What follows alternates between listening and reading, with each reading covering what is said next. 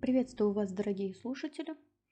В этом видео я хочу вам напомнить, как создавать шаблон в AutoCAD. Для этого вам необходимо скачать файл под названием «Шаблон» формата DVG, который я приложу к этому видеоуроку.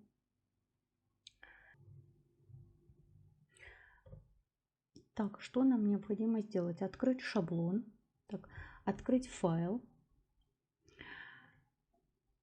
Находим с вами наш файл DVG шаблон. Открыть. Перед нами появляется план. Вы его можете удалить, можете оставить. Он просто отображает вам, как в данном шаблоне будут выглядеть размеры и текст, и какие здесь есть слои. Как мы сохраняем шаблон?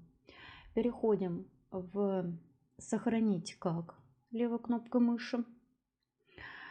Выбираем в типе файла шаблон чертежа AutoCAD. У нас открывается та самая папочка Template. Теперь мы пишем, так как у меня уже есть шаблон для создания дизайна интерьера, давайте я напишу шаблон пример. Сохранить. Здесь вы можете написать описание, можете не писать. Сохранить все слои как согласованные. Окей. Все, шаблон пример открыт у нас. Далее я его закрываю и хочу показать вам, как его открыть. Напомню, да? То есть мы с вами нажимаем «Создать», «Обзор шаблонов». И вот наш с вами шаблон пример. Нажимаем «Открыть».